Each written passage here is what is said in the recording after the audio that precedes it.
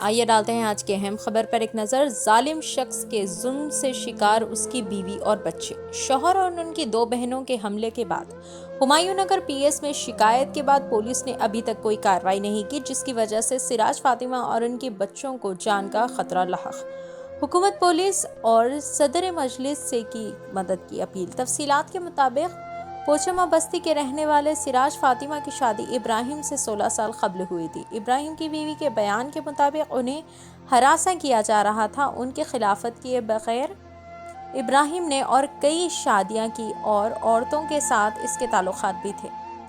उसके बावजूद सिराज फातिमा ने खुद मेहनत करते हुए अपने और अपने बच्चों का गुजारा कर रहे हैं, लेकिन पिछले कुछ दिन से उनका शौहर इब्राहिम मुसलसल नशे की हालत में आकर उन्हें और उनके बच्चों को ज़दकोब कर रहा है। 3 दिन कबल भी इब्राहिम और उनके दो बहनें कौसर और शबाना ने सिराज फातिमा के घर पोचमा बस्ती आकर दरवाज़ा बंद करके सिराज और उनके बच्चों को ज़दकोब करते हुए 30,000 कैश और 1.5 तोला लेकर चले गए, जिसके बाद हुमायूं नगर पीएस में शिकायत की गई, लेकिन अभी तक पुलिस की कोई कार्रवाई नहीं की।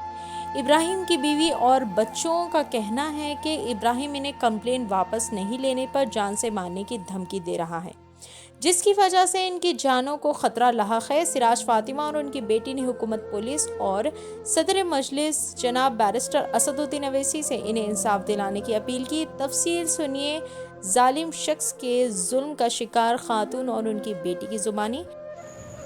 अस्सलाम वालेकुम, मेरा नाम सिराज फातिमा है। मैं फसलान सर की रहने वाली हूँ, फसलान सर पोचमा बस्ती।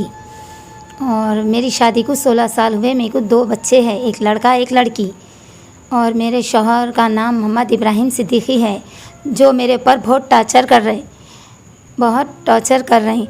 ये एक महीने से तो बहुत ज़्यादा होगा, 1 साल से तो परेशान कर रहे थे, टॉर्चर कर रहे थे। लेकिन अब ये रमज़ान के जब से इतना टॉर्चर कर रहे, गांजा पी रही और शराब पी रही, मारम तोड़ी, घर को 2-2 दिन 4-4 दिन ऐसा नहीं आ रहे हैं। फिर आगे बोल रहे मेरी बीवी मेरे बच्चे, मेरी बच्ची के ऊपर मारम तोड़ी कर रहे हैं। सब करते कराते पिलाना जमा रहे हैं लोग। परसों तो 12 बजे में दिन के 12 बजे मेरे दोनों बच्चों को और मेरे को उनके बहनों को भेज के इस कदर मारे हैं, इतना मारे हैं, मैं बता नहीं सकती आप लोगों को। बस मेरे को इंसाफ चाहिए।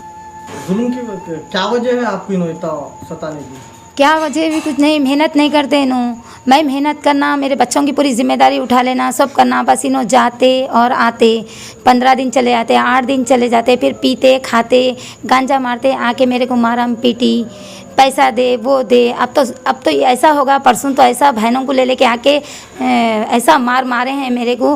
30,000 रुपये भी ले लिए, 1.5 तोला सोना भी ले लिए और बहनों से भी मारा खिलाए, खुद भी मारे। वो बहनों का नाम है कौसर और शबाना। ये 2 बहना मिलके इस कदर मारे हैं हम तीनों को कि पूरा लॉका डाल दिए। वो दरवाजे से भी लॉक किए ताकि हम बाहर नहीं जाना।